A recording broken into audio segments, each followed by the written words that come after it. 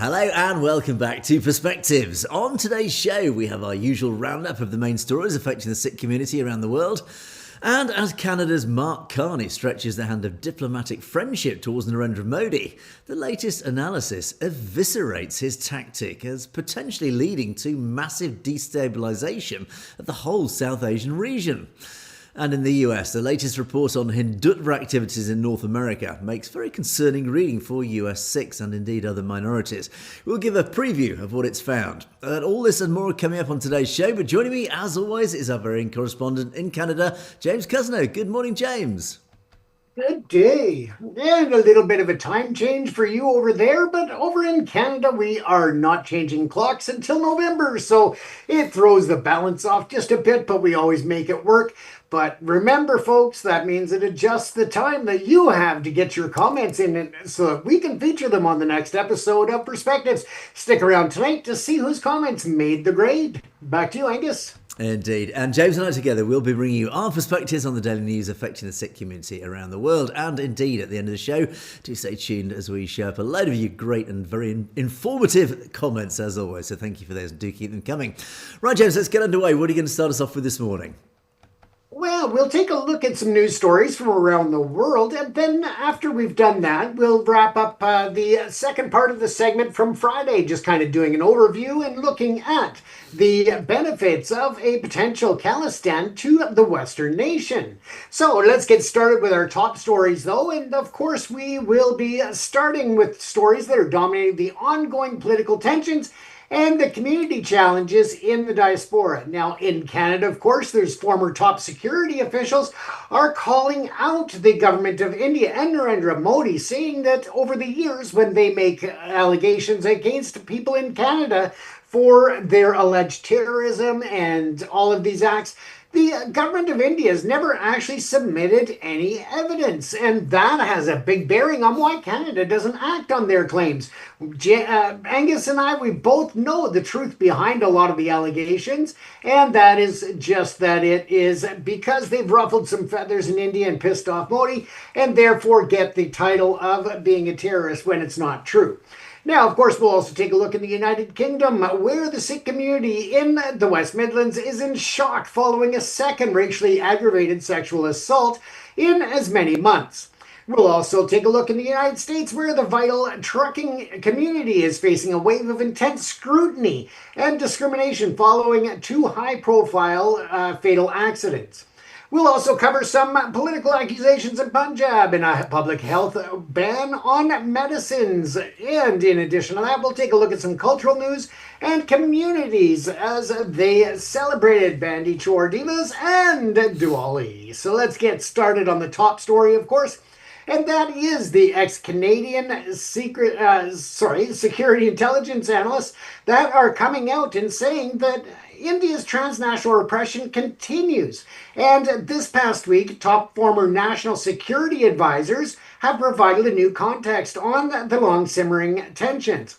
Now, Richard Fadden is a former NSIA operative and agent, and he stated clearly and unequivocally that while Indian officials raised concerns about the Sikh diaspora and separatist activity in Canada all of the time, so this was not something that was one-off, they were always bringing up these concerns, and yet he went on to state that they never provided evidence to back their claims. This was echoed by Jody Thomas, another former NSIA, who highlighted the fundamental differences in democratic values between our two nations. Now, she noted that she often had to explain to her Indian counterparts that Canada, here we have the right. Separatist political parties can actually sit in Parliament, and protest is completely legal and it's a protected right. She too said that she struggled to obtain concrete evidence from Indian officials. Now, if you look, they went on, when they're referring to separatist groups sitting in Parliament, they're talking about the Bloc Québécois, who has for decades been looking at separating Quebec from Canada. So that is where that comment comes from for anybody who was unclear on that.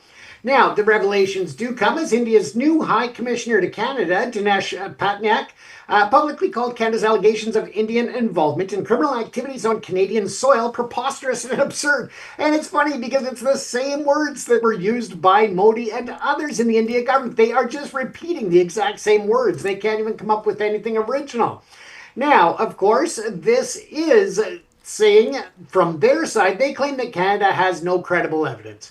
And this issue of interference remains a critical concern for the community. The World Sikh Organization, or WSO, issued a statement this week expressing deep concern that recent joint statement between Canada and India offers no assurances about stopping foreign interference or transnational repression.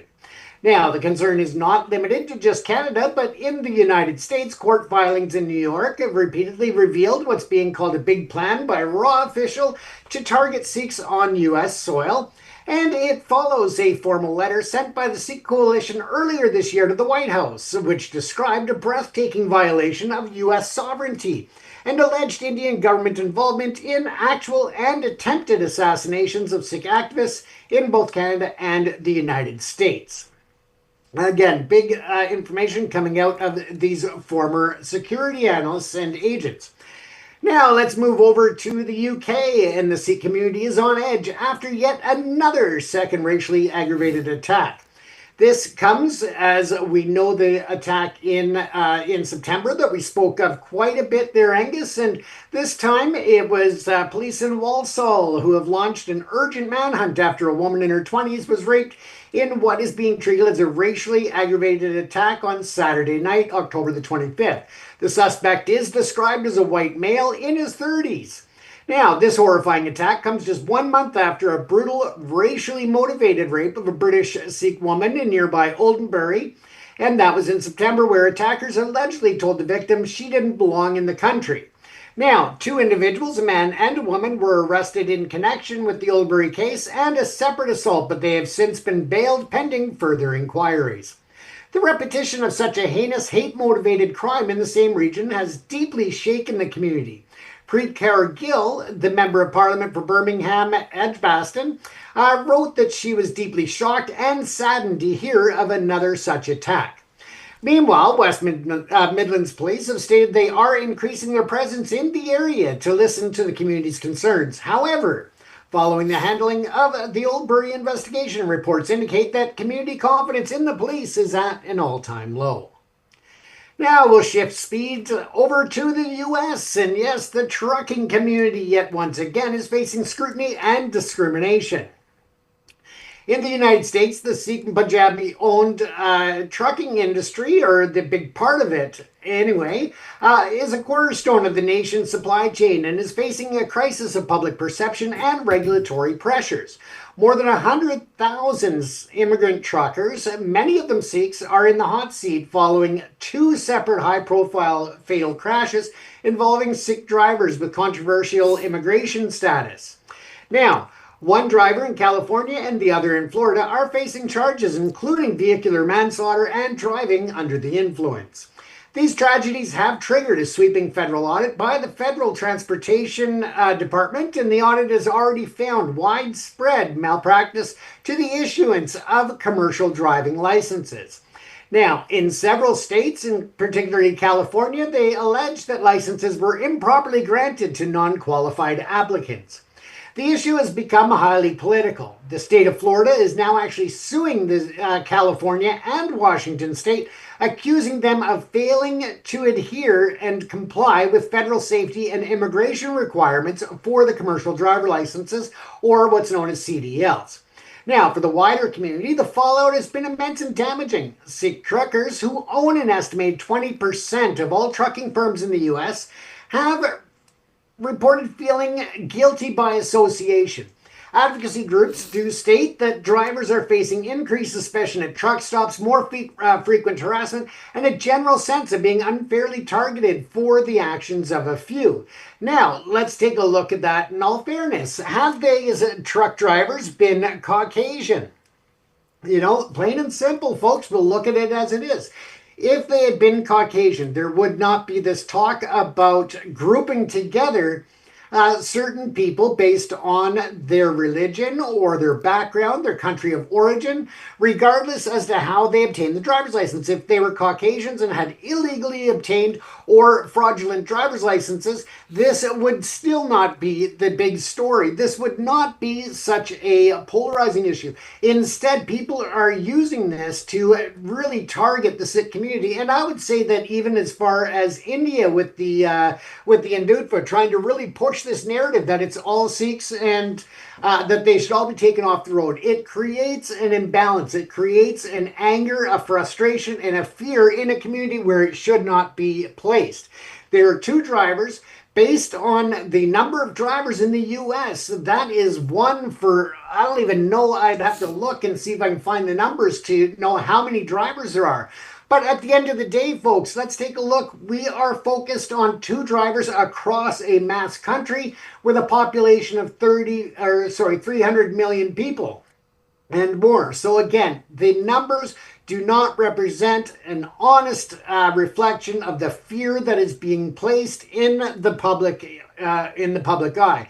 Another part of it is that there appears to have been some information and video footage that was leaked out to show how devastating the truck accident was. And I'm not taking away from the victims.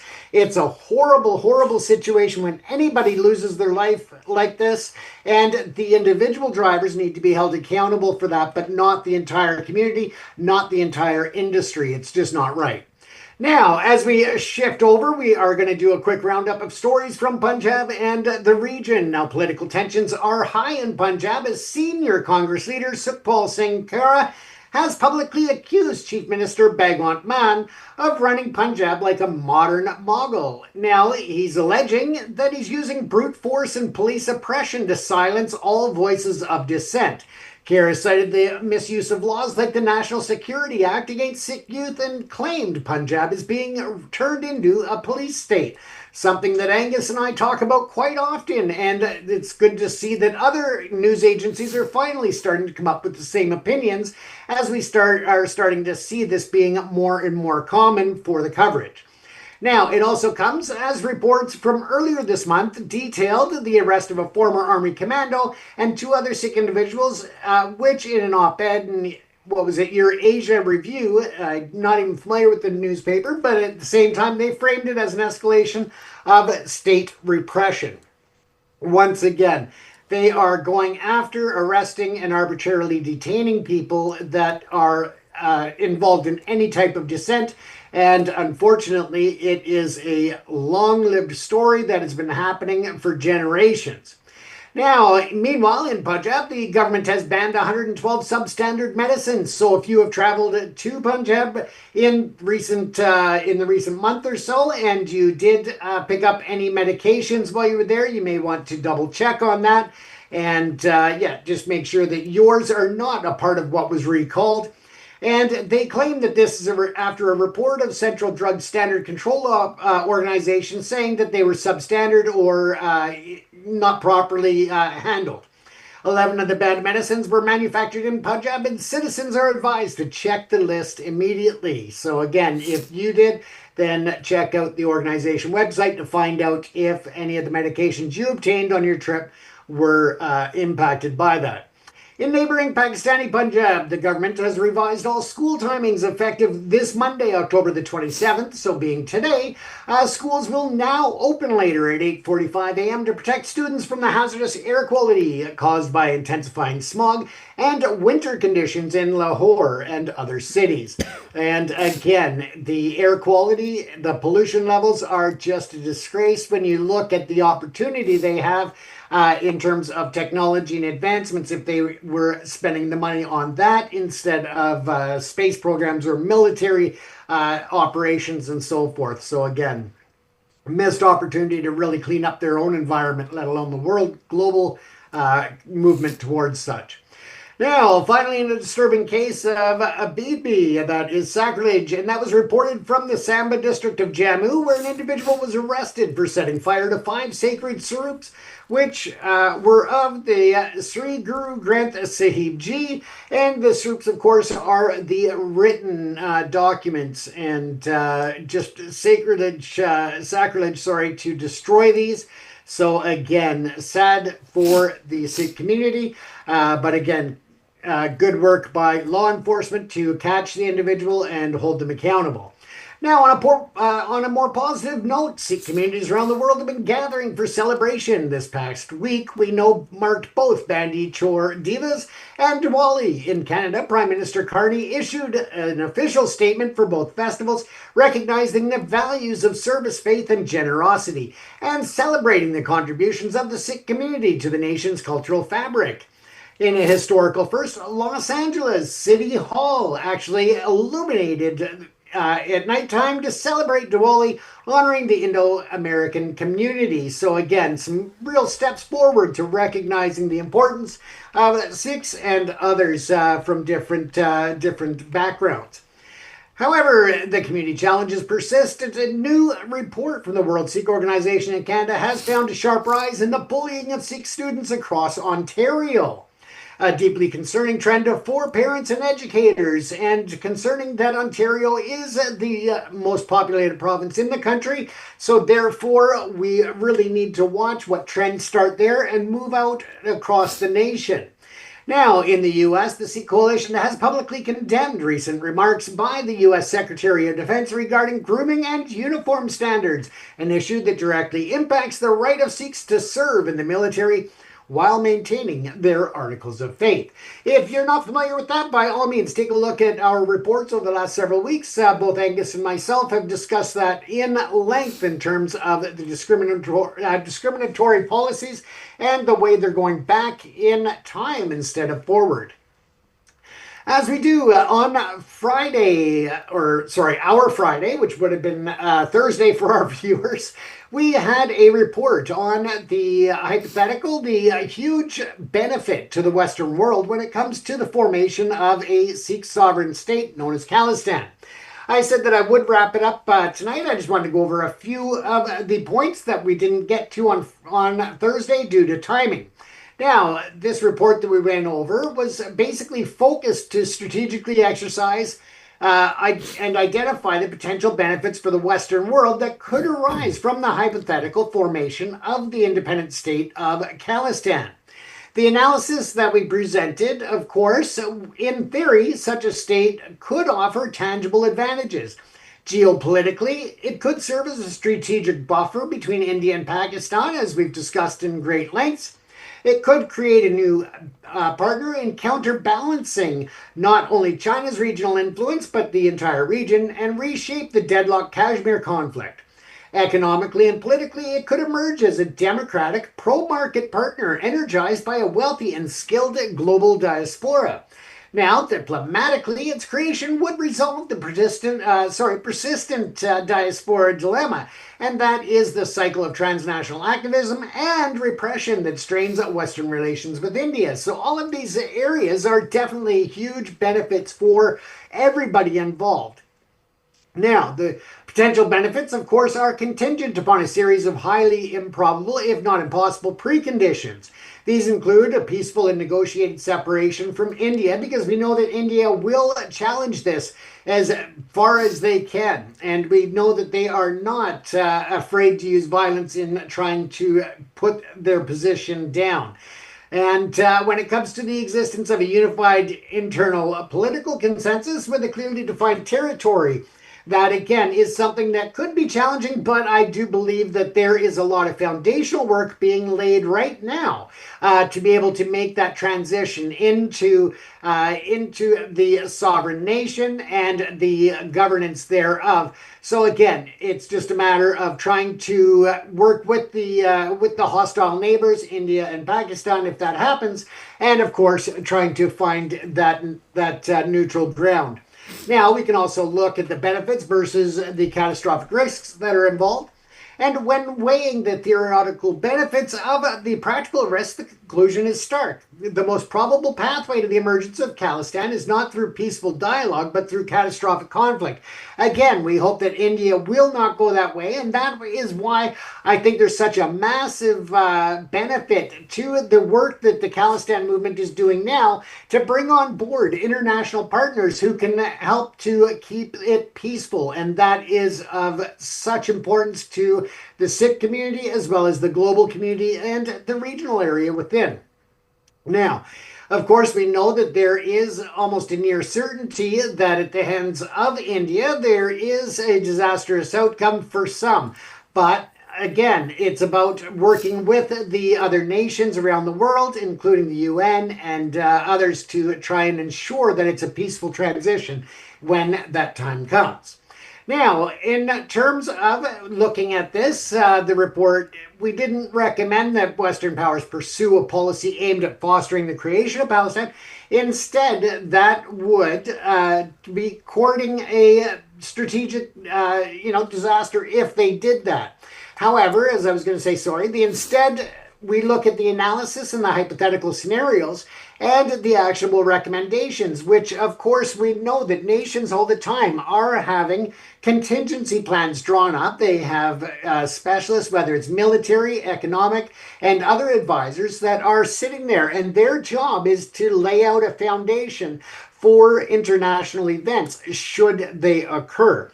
This way, for example, when Khalistan does happen, the U.S. is not sitting there with their thumbs twiddling. They actually will have a concrete plan how they're going to work with Khalistan and how they can work within the system to have their presence first and foremost presented to the Khalistan government and have that cooperation move forward. So again, a huge, huge benefit for all nations.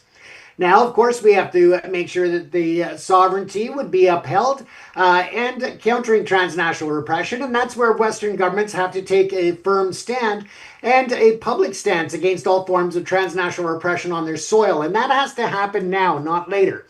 The US, Canada, the UK, all of these others that are talking about transnational repression and foreign interference need to take a more aggressive stand against India and other foreign actors. We know that India is not alone. There is, of course, actions going on from Russia, from Iran, from China, and so forth. So again, the more that they are moving forward with the countering movements to stop this now will help to put some controls and regulatory framework in place down the road.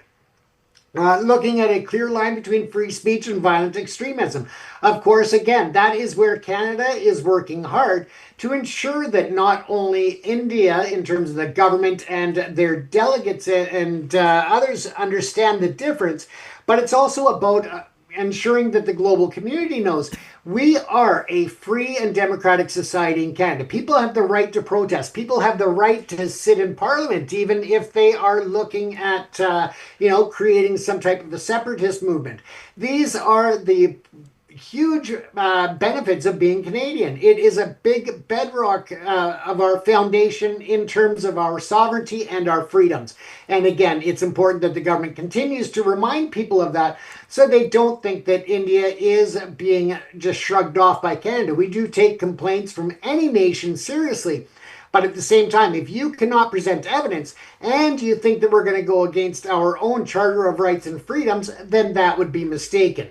Now, in terms of the moderate and the mainstream diaspora communities, of course, there are people within the diaspora that may be for Khalistan, they may be against Khalistan, but again, it's about engagement with all sides. And that is another huge benefit of the Khalistan referendum, is that it is not saying that you have to come and vote yes. It is about allowing all Sikhs to have their voice. All of the diaspora can come out and have their vote heard. And the next vote, of course, in Ottawa in November. So again, that allows people to have that freedom of expression and to speak out. Now, of course, there's maintaining the frank and private strategic dialogue with India, being very clear to lay down the foundation as to what we need for them to respect to keep that diplomatic friction down, and what we can do on our side to try to keep the friction down. But at the end of the day, we have to respect each other's rule of law. And that is something that India seems to have a much more difficult time than most Western nations. Now, of course, investing in strategic contingency planning, as I said, Angus, that is very important because we need to make sure that when it does happen, all nations are prepared and they have a solid plan in place to open up those diplomatic dialogues and agreements with Khalistan. And I know that India is going to be a big obstacle for a lot of Western nations when that happens. Indeed, and Khalistan Zindabad, absolutely. It's always worth following a story about Khalistan with that. It's interesting because I think this sort of ties in with what you were talking about, Punjab. Of course, one of the legal arguments that the whole Khalistan movement is going to rely on when it comes to the international community and through international courts to recognise the new sovereign state of Khalistan is to say, look, the people of Punjab are not being treated equally in terms of their human rights. Their human rights are being abused. Because, of course, the legal argument that India has maintained against the Khalistan movement and always pushes this legal argument out in the international community is saying any move for secessionism is illegal because it breaches our territorial integrity, and that is a legitimate legal argument to say any movement within a country's boundaries that threatens its integrity, its territorial integrity, there is a legal case to say it therefore should not be allowed, despite any democratic mandate to the contrary. But one of the key counters to that legal argument is if the people within that area, within that state that is arguing for independence, if they can actually prove and demonstrate legally to a legally sound extent that they have been abused, that their human rights have been abused, and the citizens of that particular territory have been treated in a different way, obviously in a more detrimental, a worse way than anybody else in the whole nation, they could then have that legal argument to say, therefore, we have the right to break away. And this is exactly what's happening in Punjab. So all I would say is to the people of Punjab, it's awful, and I used this phrase before, that it's always darkest before the dawn. So indeed, Punjab has been suffering for a very long time under the cosh of the Indian state, and particularly the Indian law enforcement, the police force have been quite brutal, and that's an understatement, across Punjab for many decades. And again, it seems to be happening again, and we have reported so many stories recently of the brutality of the police within the Punjab state. And again, if it's happening again, it's more legal evidence. So again, as bad as it is, actually the good side, the silver lining to all this is now pouring into documentation, into legal documentation. Here is the proof of what is happening in Punjab. The people of Punjab are being treated as not just second or even third class citizens. They are being abused. Their human rights are being abused. It is turning into, quote, a police state, etc. And these are all the pieces of evidence and ammunition that the Khalistan movement are going to use and need to win the legal fight. Now, it did say in that report, James, that maybe the only way to get Khalistan is through some sort of conflict. Well, actually, in reality, the most likely way is through a democratic legal process. And India aren't going to like it, but frankly, tough. Sorry, India, but this is going to be imposed upon you legally and democratically, because whether you like it or not, the world as a whole is, on the whole, democratic and follows some sort of rule of law. Otherwise, the whole globe would fall apart. Even Russia and China at least follow some sort of legal framework. India likes to stretch its own sort of legal boundaries, but certainly, ultimately, Khalistan will most likely be formed through a legal democratic process, and this is going to be an absolutely key cornerstone to that legal argument. So that actually, ironically, is quite good news, despite those who are suffering under that cosh. I want to go back to a brief moment on the Bandi Chor, the celebration. Well, that's the wrong word. It's the honouring of the Bandi Chor. I want to just show up. This is Keir Starmer. Just the other day, on the day of Bandi Chor Divas, he posted up on Twitter this. It says, wishing Hindus, Jains and Sikhs across the world, or across Britain, a joyful and peaceful Diwali and Bandi Chor Divas. And earlier this month, I lit a diya in Mumbai as a symbol of devotion, joy and renewed bonds, etc., etc. And then he says, as we celebrate, let's keep building a Britain where everyone can look ahead with hope. I don't think Mr. Starmer really understands what he's just done. Bandi Chor Divas, as we talked about in one of last week's shows, it is celebrating or it's honouring it's Liberation Day. It is actually recognising those who have been imprisoned and then have ultimately achieved their freedom, obviously after the sixth Guru and his original story. But of course, Bandi Chor Divas is relevant today because of the Bandi Sikhs, the Bandi Singhs, who still reside in Indian jails despite the fact that they have served their sentences. It also is recognising the situation of people like Amritpal Singh and particularly Jagtar Singh Johal. And we have the British Prime Minister blindly saying, oh, happy Bandi Chor Divas, when actually not realising the hypocrisy of what he's just done. He talks about where everyone can look ahead with hope. I don't think Jagtar Singh Johal has much hope at the moment, particularly with you, Mr. Starmer, when you're doing absolutely nothing to free him. There's no Bandi Chor Divas celebration for the family of Jagtar Singh Johal or any of the Bandi Singhs who still reside in jail in the country that you've just shaken hands with their leader. So again, it's just worth pointing out the hypocrisy of the British government and just its sheer ignorance. And he's just done this as a stock. Oh, what his advisors have said. Oh, it's Diwali and Bandi Chor Divas. We better put something up on Twitter to say well done or congratulations or something, without really understanding what it actually means and what it's really all about. So that, James, I find quite distasteful. But again, it just shows that the hypocrisy and the ignorance of Starmer. The story, quick comment on the story about the Canadian former national security advisors coming out warning about India's misbehaviour. How interesting, yet again. And I'm going to bring up the name Dan Stanton. Dan Stanton is a former, I think he was CSIS. Certainly, he was part of the intelligence framework of Canada. So he was a former officer in Canadian intelligence. He's been a huge advocate for the minorities, actually, who have suffered under the Kosh of India. And Dan Stanton has actually been quoted in many news articles right across Canada and indeed across the Western world, because he's given an insight of what Canada or Canadian intelligence know about India. So how interesting that more former national security advisors are coming out with basically the same story. And again, it doesn't matter what Mark Carney might say publicly, saying, "Oh, we're reaching our hand of friendship across to Narendra Modi," when in fact his own intelligence services, now current officers can't say this publicly, but former intelligence officers can speak a little bit more freely because they're no longer employed by the intelligence agencies. So they can actually talk about what they know and the intelligence that Canada has, and that intelligence is consistent.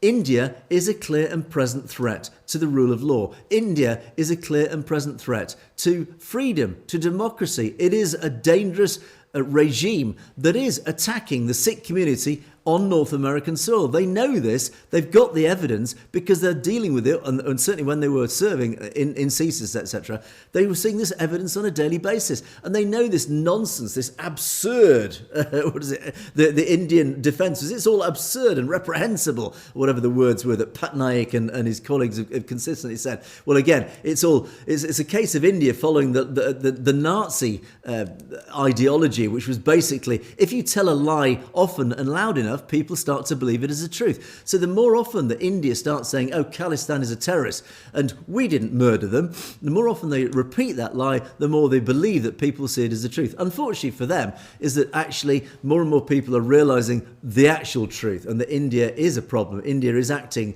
illegally and dangerously, James. So yeah, I'll say a fascinating take that yet more former Canadian officers coming out and revealing the truth, much as India likes to deny it, James. Yeah, and I'm sure that India is not happy about it, but at the end of the day, I mean, it's, as I said, they're using the identical words. They can't even come up with original words to defend themselves when it comes to India, when it comes to their diplomats and their high commission. I mean, they've been caught with their pants down and they have not been able to get them buttoned back up again. Indeed.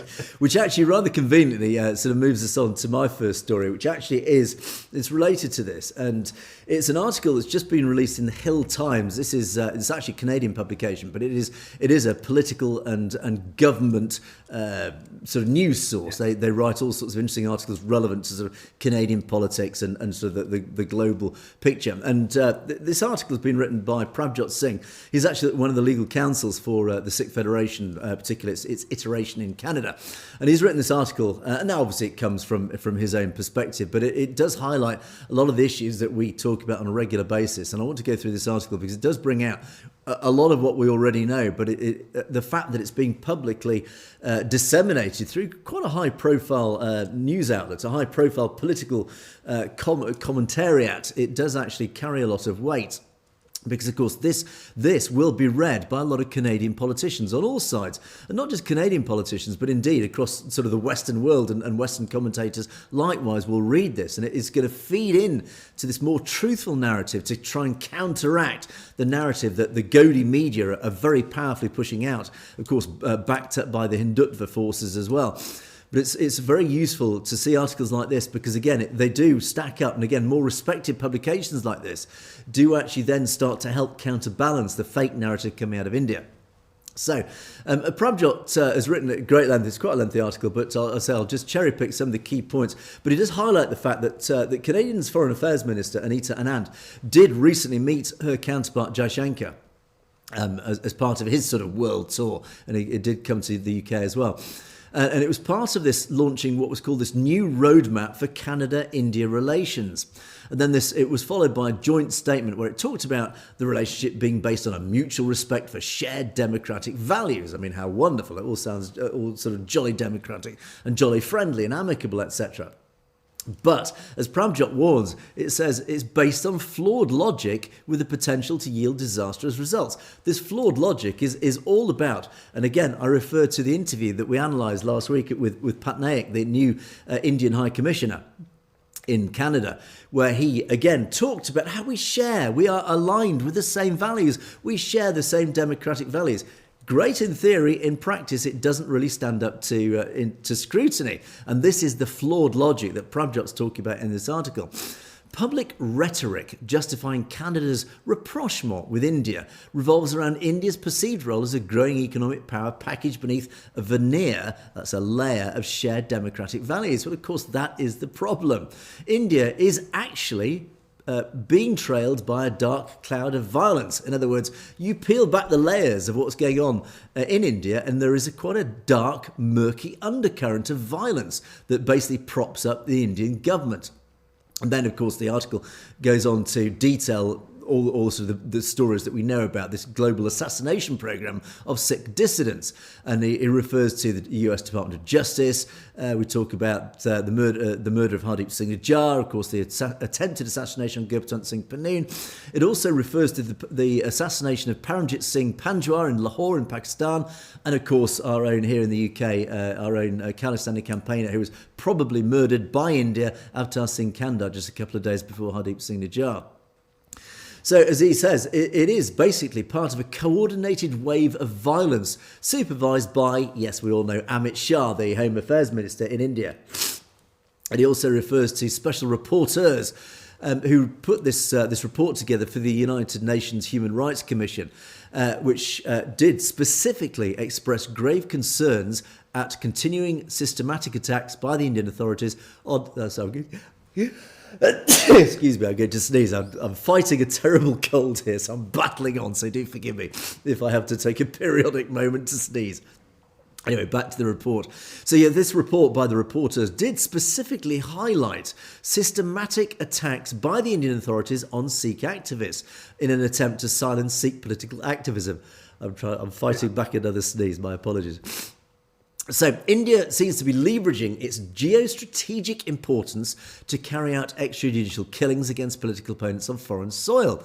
So the reality is, I do beg your pardon, I'm going to sneeze a third time. I fought it back.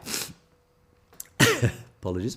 The reality is that ignoring India's violence will have dangerous consequences for stability, prosperity, and security as a whole in the broader Indo-Pacific region. So this is really what it's all about. This is really what the article is all about. It's saying, look, it's all very well, this sort of tit-for-tat diplomatic spat and this sort of trying to brush over the reality of these extrajudicial killings or attempted killings on sovereign soil of North America and Europe, is that despite the fact that politicians are trying to sort of brush it under the carpet, I don't think they are realising the analysis or the analytics are saying, look, this is totally the wrong way to deal with it. Because by doing this, what you are doing is you are effectively destabilising by acknowledging the fact that these go on, but ignoring the consequences. Is you're saying that it's actually having a deeper impact on the region as a whole. So the article continues. And it's pretty obvious, it's pretty logical implications of doing this, is that minimising India's actions will inevitably embolden its Hindu nationalist government, marginalising religious minorities and suppressing political dissidents. In other words, by brushing it under the carpet, you are sending a message, the West is sending a message, and particularly the new Carney regime is sending this message to India saying, it's okay, doesn't matter what you did in the past, we're ignoring it. So in other words, you can carry on. And if you do carry on, well, again, what's more important to us is trade deals, is actually extending this hand of friendship. And on the surface of it, we are shaking hands. So it doesn't matter that you're going on with this. In other words, the message to India is carry on killing Sikhs. We don't care because we will continue to brush it under the carpet. Now, Canada's strategy for this area clearly lays out its view that India is, quote, a critical partner in Canada's pursuit of its objectives in the region. In other words, they're saying, look, Canada has clearly set out that India is a key partner in this region, and it doesn't matter what India does, we will still be your friend because we need you as a friend. Despite the fact that there is any lack of public accountability for India's alleged crimes in Canada. In other words, India has murdered a Canadian citizen on Canadian soil. Yet despite that, there is no accountability for that. You're just going to carry on with this public policy of India is a friend and we don't care what it does. India consistently resorts to belligerent diplomatic rhetoric and disinformation campaigns to undermine the credibility of partners and international bodies. The UN Special Rapporteur quoted to say, India risks becoming one of the world's main generators of instability, atrocities and violence. And then the article wraps up saying, lasting security and prosperity can only be guaranteed by ensuring that meaningful democratization, universal human rights and public accountability are at the heart of its political future. So this piece of analysis is very clear and it's very specific. It's saying, look, it's a message to the Carney regime, but not just the Carney regime. It's equally applicable to the likes of Starmer and indeed the US government and any other regimes that are reaching this hand of friendship out to Narendra Modi. Is say, look, you do realise by doing this, you think that you're serving your national interests. And in fact, in reality, the message that you're sending to India means that India can get away with it. India can do basically what it wants. It can brazenly breach international law. It can brazenly breach your sovereign integrity of your nations. And it doesn't matter. It means they can carry on. And it means that India is then emboldened. India feels within this region, you know what, we can do what the hell we want. Where does this lead? We can start invading other countries because clearly nobody cares. India can basically breach international law in any way, shape or form because it's been proven that it can get away with it in the West, actually on Western soil. Then what can it do in its own region? It's going to think, you know what, we can literally do whatever we want in our region because nobody's obviously going to say a thing. And this is a very, very dangerous situation. In other words, it is deeply, deeply counterproductive to Western interests, James. This is the message that this analysis is coming out with. And it is absolutely spot on, in my opinion. Absolutely.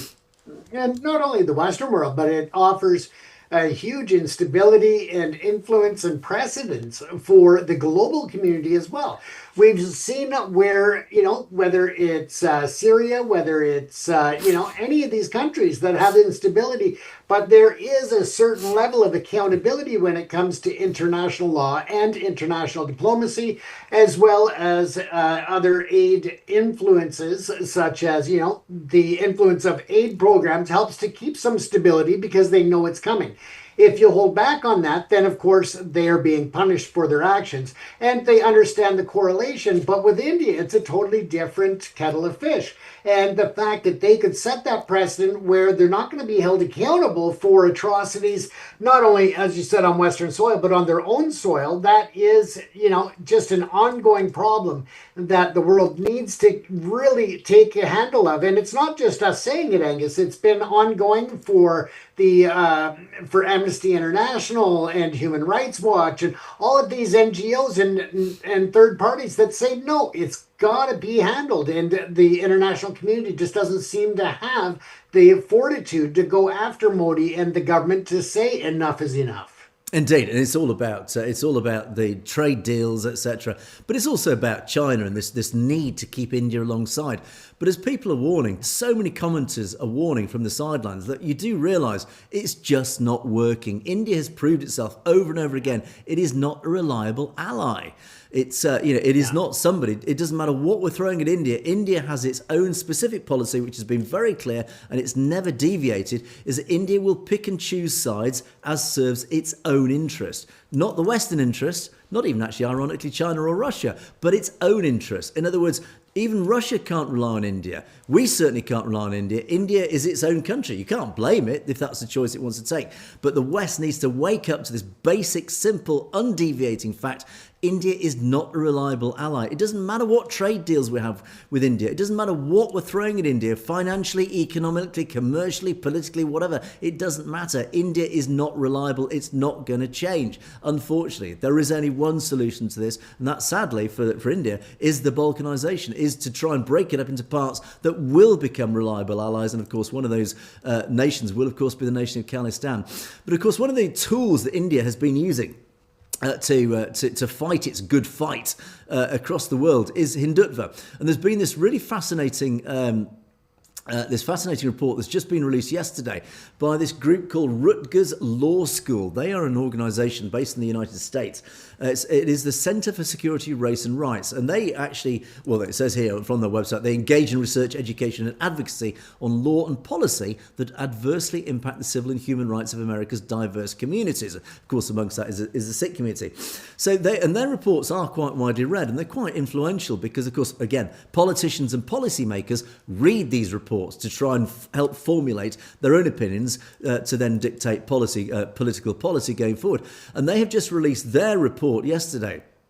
And it is about the activities of Hindutva across North America. And again, tomorrow, unless a bigger story comes in, tomorrow I'm going to go through the report. It's quite an extensive report. It's about 68 pages long. But tomorrow I'll go through sort of the key points that it brings out. And again, a lot of it is unsurprising. A lot of it is not new news to us here on this channel. But it's interesting how it does actually set out the evidence. And again, what I've got here is the contents, the table of contents of the report, which again just gives you a flavour of what's coming. The first part of the report is all about the structure, the operation of the American Sang. In other words, how Hindutva has structured itself. We do know it's got a really extensive network right across North America. And interestingly, the final point there is how Hindutva leverages Americans' unfamiliarity with India. A point that's often raised is that we all have this very false image of India. India is this land of yogis and spiritualities and peace and Gandhi, when in reality, it's something quite different. As I say, we peel back the layers of India, you find this very dark underbelly. The next part of the report is all about the agenda of US-based Hindu nationalist groups, the HAF, Kona, etc., and how they go about their activities. And how they, again, one part that's particularly interesting here is how they erroneously conflate Hindus, Indian and Hindutva. And likewise, they talk about Hinduphobia. So again, how they very cleverly lumped all communities, all India diaspora communities into one. So in other words, any attacks, even ironically by Hindutva. So any Hindutva attacks on Sikhs is actually wrapped up into, it's all against Indians, it's all against Hindus as well. In other words, it's Hindu phobia, this victim narrative that they've created in America. Again, a very clever sort of methodology that they believe is working. And then it goes on, it concludes about how much harm Hindutva is actually doing to American society. And again, this is something that we've touched on, is that how successfully Hindutva is influencing US policy, US lawmaking. We've seen it recently with Governor Newsom and his vetoing of Bill SB 509 in California. And again, that is an absolutely prime example of how these Hindutva forces are now influencing US lawmaking. They are so powerful in their lobbying that they're actually stopping US lawmakers actually bringing in anti-Hindutva law.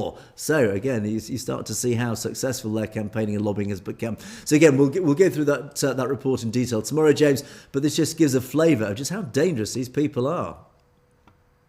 Absolutely. And I mean, when we look at this, and Rutgers Law School is a very prominent post-secondary education facility that has a lot of influence. And with that, they have a lot of affluence in terms of their ability to make a difference and to get the information out from their different centers for thought.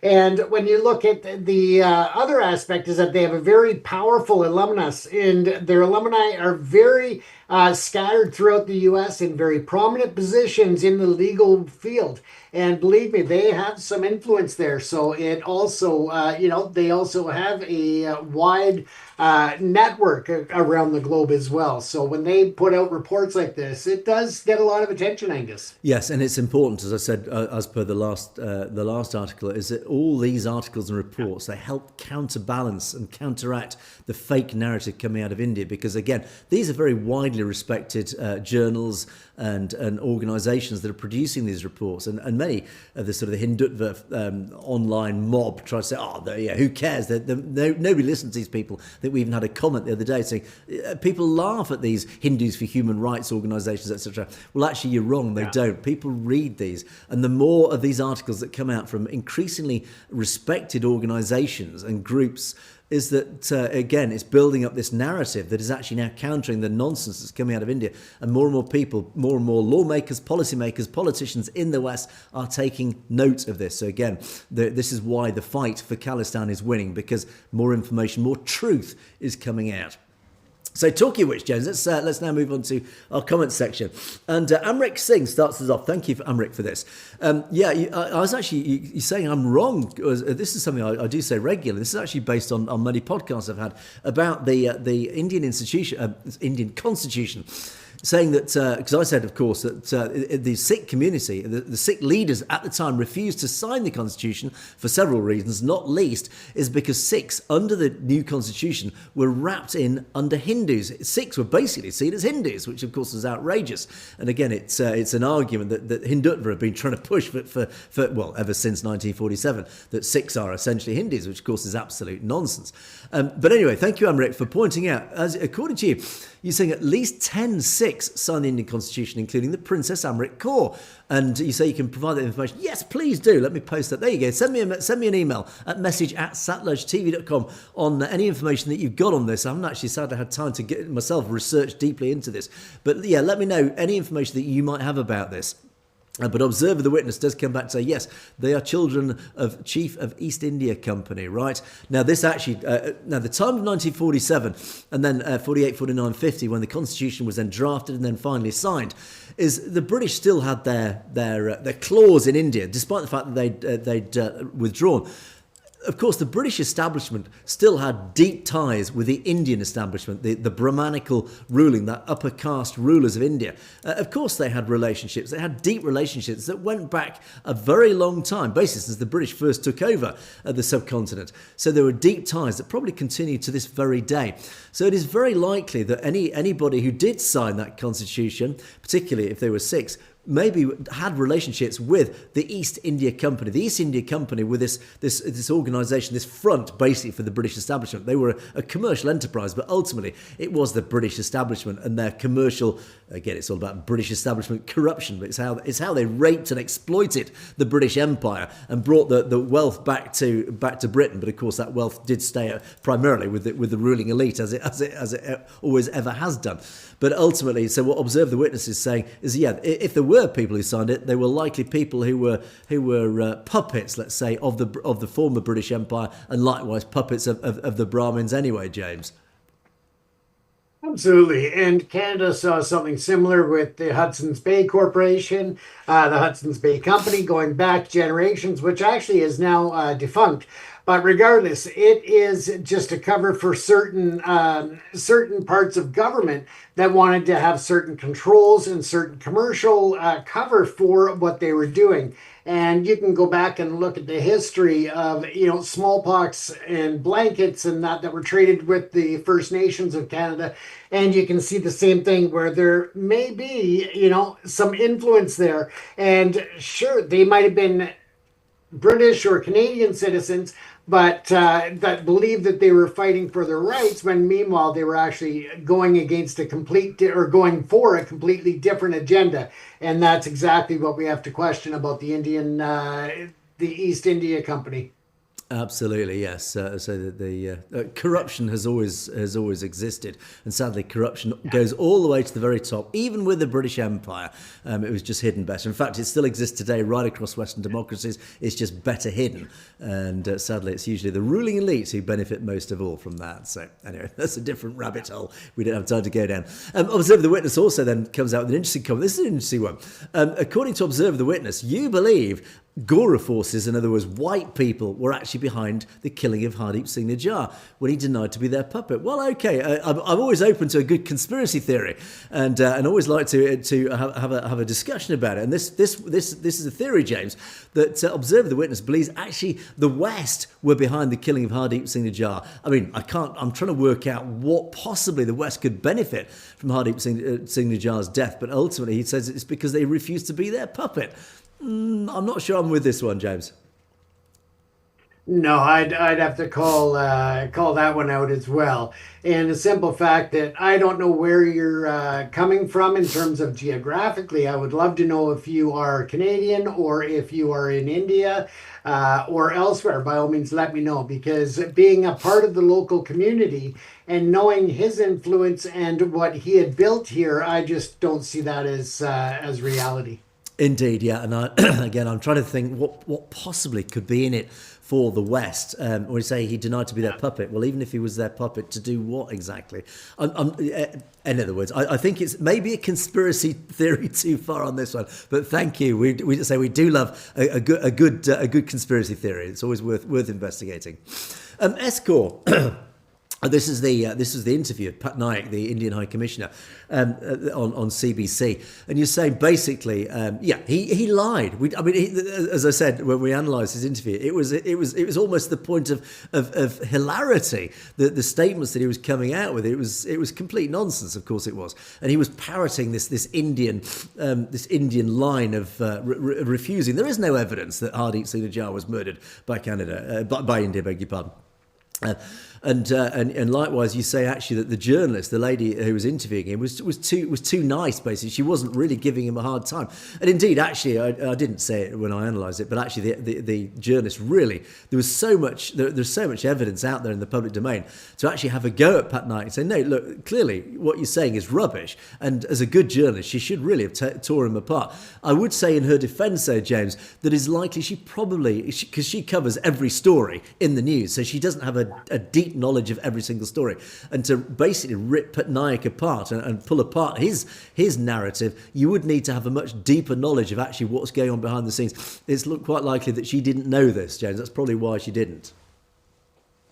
That, and I think that there's probably more going on behind the scenes as well. That she didn't want to basically alienate him from coming back on the program, and for them to get further interviews and information. So watch, because it wouldn't surprise me to see her have him back on again, but then let the gloves off and really rip him to shreds. Then once if she's working on something else as well as a follow up. So I think that's important to watch as well. Yeah, and that is a good point. Is that many news shows, particularly on mainstream media, the high profile ones, they tend not to be brutal with a lot of their interviewees for that very reason. If we're too brutal, nobody will ever come on our show, as it's quite happened with many outlets here in the UK. So there is a skill to it, to push just enough that you don't upset your guest that they'll never come back, but until you actually become so high profile. And I can think of a few here in the UK who are very, very good political interviewers who really do rip their guests to pieces if they're trying to spread a false narrative. But they are so high profile, these interviewers, that if a guest refuses to ever come back on, it actually reflects badly on the guest, not on the interviewer, but on the guest. So they feel obliged to come back. So, but again, you've got to be that high profile and so good at your job that you get to that position. There's very few people who get to that. So, but yeah, a good point. Satvir Singh. This is interesting. Thank you for this comment. I saw this comment and it took me a while to try and decipher it, because it refers to a lot of sort of interesting things that unless you really know about these things, you think what? And it was very easy to brush over this comment. I thought, no, I'm going to read this and try and understand it. So thank you for this very interesting comment. It has actually highlighted, and this is a good example of comments that we do like. Brahmins control the whole Punjabi family with laws like HMA. And I thought, well, what is HMA? It's the Hindu Marriage Act. Boycam, I don't know, but MMS Bagua Love Trap 25B Love Trap. What on earth was all this about, I thought? And again, it's very, very easy just to quickly brush over this up, but I don't understand it. But I did look this up, and this is fascinating. Thank you, Satvir, for bringing this to our attention. And maybe this is something that we even should do a story about. And you talk about how women are becoming a weak link in culture. Basically, the point here, women are being used and abused. Surprise, surprise, because we're talking about India. They're becoming pawns in these religious wars, effectively these cultural wars that are going on in India between Muslims and Hindus, particularly. But now Sikhs, sadly, are now being drawn into these culture wars in India. So what is it all about? Well, this is a BBC article that I did actually dig out to just try and get a bit more information about it. And for those who might not be fully aware of what this is all about, a controversial theory that some Hindu groups call love jihad, which claims that many Muslim men are taking part in a plot to seduce Hindu women and convert them, has circulated in India for years. Despite actually apparently a lack of credible evidence. But now this reverse theory is taking root, that Hindu men are deliberately trying to seduce Muslim women, and this is going viral online, to do exactly the same. And it's called the Bagua love trap. And again, evidence for the claim is scant, it's rare, but apparently it does exist. And it hasn't stopped it spilling over into real-world violence. Now, Bagua itself, Bagua is a word that means saffron. And of course, saffron is a colour that's now associated with Hindutva. So hence you get this Bagua sort of concept. So Hindu youths are being brainwashed by the Hindutva Brigade, a Muslim cleric claims, to lure Muslim women into traps. This is this trap that he was talking about. Proponents of the theory are basing their claims on authentic videos circulating online that show Hindutva leaders actively encouraging Hindu men to pursue Muslim women, just as the Bagua love trap theory suggests. One of them shows a guy called Yogi Adityanath, apologies for my pronunciation, Yogi Adityanath, a member of the BJP, speaking at a political rally a few years ago. And he said, if Muslims take one Hindu girl, we should take 100 Muslim girls. To which the crowd cheers. So again, this is the Bagua love trap. Basically, it's a nasty piece of methodology where essentially women are being used and abused by Hindus to marry and convert them from Muslim back to Hindus, and they're saying it's in retaliation of what happened in reverse. So how true it is, we don't know for sure, but ultimately the whole theory, the concept is online, and just once again, it's just showing how women are just have such an appalling life on the whole as a generalisation in India. They are treated basically as these pawns in this culture war between all the various minorities and, of course, the majority. Again, primarily, they are a victim of Hindu mentality and Hindu cultural wars against the minorities, James. Absolutely, Angus. And I mean, it's an online dating scam at its peak performance. And, and that's why I look at online dating as like fishing in a septic tank. The remote chance you're going to catch something, Angus, it's not something you're going to want to take home to cook. Exactly. So thank you very much for that comment, Satvir. Much appreciated. And the final set, just to wrap us up as we're running out of time, Gursavac says the person who wrote the F word. And again, I hoped it was an autocorrect mistake. I think this person meant to say thank you, but instead it came out as the F word. But as you more seriously point out, it does indicate how much Sikh and Sikh Empire is hated if people use the F word. Well, certainly, I don't like to think that the Sikh Empire is hated. I think there are more people who are probably pro the Sikh Empire and Khalistan than are against it. The only people against it, of course, are those who are at existential risk from its existence. That, of course, is the Brahmins. Anyway, loads of lovely comments and complimentary comments from many people. Shivraj Sandhu, this is a shout out to Shivraj from Vancouver, Canada. And of course, James, we know we have loads of viewers in Vancouver, Canada. Absolutely. Vancouver, Surrey, Coquitlam, Burnaby, I can name them all because, hey, that's part of my community. Indeed. So thank you, Shivraj, and a big shout out to all of you in Canada. We do know we've got a huge audience in Canada. Shamshir Singh says, a very, very, very, very, very good job, brother. Well, thank you. God bless you, speaking the truth about whatever you see in front of you. Well, this is what it's about, James. And the following comment is, thank you for your hard work. It is hard work, but it's work that you and I enjoy, James, because it's actually very easy to bring the truth. It just takes a bit of digging, a bit of research. But this is why we're here. This is what we do. This is why we exist, James. Absolutely. And one of the big tenets of journalism and credibility is ethics. And that, unfortunately, has been lost in a lot of areas of journalism and reporting these days. So it's something that Angus and I both pride ourselves very much on, bringing the truth and making sure that we are open. If we do get something wrong, we are willing to admit it on air and make that correction. But we spend a lot of time researching our stories and finding, substantive, qualifying evidence to back it up. So. Indeed. And the final word of the show goes to Avtar Dillon. Thank you, Avtar, for this one. Thanks, Angus and James. Great journalism. Well, thank you for your comment. We couldn't do this without you. The gurus would be proud of you for telling the truth. We're all children of God, no matter which religion we follow. And this is a really important point. And again, this really underpins the whole concept of Khalistan and everything that Khalistan stands for. It doesn't matter what religion we all are. We all align with the same values. Good people of this planet align with the same basic principles of life. We're all treated equal. We're all born equal, and we all leave this world equally. We must treat our fellow human beings as equals, and that is what Khalistan stands for, James. That's why we find it so easy to align. It doesn't matter what our religions are, it's just we all align with the same basic principles of humanity. Absolutely, Angus. I could not have said it better myself, and we appreciate all of these beautiful comments from our viewers for taking the time to be involved, but also for sharing your appreciation, because it gives us just that little bit more, encouragement to keep going with what we do. Indeed we do. But there we must leave it for another day. Thanks so much for watching. Do keep those comments coming in. Don't forget you can message us directly at message@satellotc.com. Is there anything you'd like to bring to our attention directly? But do keep the comments coming. We love particularly the informative ones and those little snippets of interesting little things that we need to research and talk about. Because it helps James and I on our own educational journey, and indeed those in our audience who might not know about many of these things. So do keep those comments coming. But that's it for another day. Thanks so much for watching. You have, of course, been watching Perspectives. It's a goodbye from me. It's a goodbye from James. Stay safe, everyone. Have a great day. We will see you next time.